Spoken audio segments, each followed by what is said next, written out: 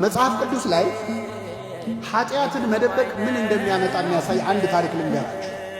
ታሪኩ የነቢየ እግዚአብሔር ዳዊት ታሪክ። ዳዊት በሕይወቱ እድሜውን ሙሉ ያለቀሰባት አንድ ኃጢአት ሰርቶ ምንድነው ካላችሁ፣ በመጀመሪያ ሥራ መፍታት። ሥራ ፈቶ በቤቱ ሰገነት ላይ ሲመላለስ ኦርዮ የተባለ ኬጢያዊ ሰው ሚስት ገላዋን ስትታጠብ አየ። ባየ ጊዜ ልቡ በዝሙት ጦር ተነደፈ። ማናት ይቺ ሴት ብሎ ጠየቀ። የኬጢያዊው የኦርዮ ሚስት ናት አሉ። ዳዊትም አስመጣት።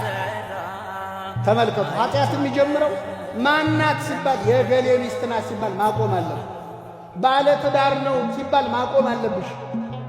ባለ ትዳር ናት፣ ባለ ትዳር ነው ከተባለ በኋላ ጨዋታው ከቀጠለ መጨረሻው ማናት አለ። የኦርዮ ሚስት ናት። አስመጣት፣ አስነወራት። ምን አለ መጽሐፍ ቅዱስ? ባልና ሚስት ተስማምተው የሚፈጽሙትን ሩካቤ አወቃት ይላል። አዳም ሚስቱን ሔዋንን አወቃት ይላል። ከሕግ ውጭ ከሆነስ አስነወራት። ግብሩ አንድ ነው፣ ግን እግዚአብሔር የሚያየው በተለያየ። ይችን ሴት አስመጣት፣ አስነወራት። ሴቲቱ ገላዋን ትታጠብ የነበረው ከወር ልማዷ ነጽታ ነበርና ወዲያውኑ ጸነሰች። ከዛ እንዳረገዘች ላከችበት መልእክተኛ።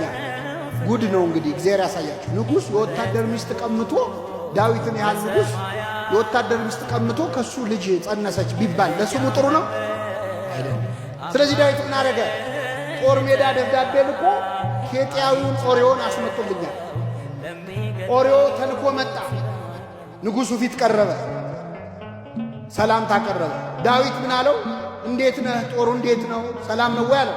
እግዚአብሔር ይመስገን፣ ታቦተ ጽዮንን ይዘን እግዚአብሔር አልተወንም፣ ጠላቶቻችንን ድል እየነሳን ነው።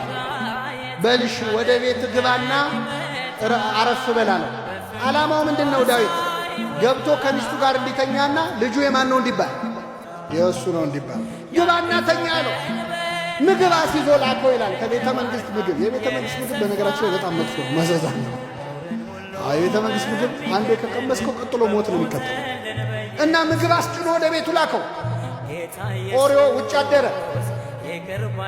ከዛ ዳዊት ሲያጣራ ውጭ አደረ። ምን ነው አለው? የእግዚአብሔር ታቦት በደጅ አድራ፣ ታቦተ ጽዮን በደጅ አድራ። የእስራኤል ጎበዞች ወጣቶች ከጠላት ጋር እየተናነቁ እንዴት እኔ ገብቼ ከሚስቴ ጋር ተኛለሁ? ከኔ ጋር ላይ የማን ታቦት በእግዚአብሔር በደጅ አድራለ?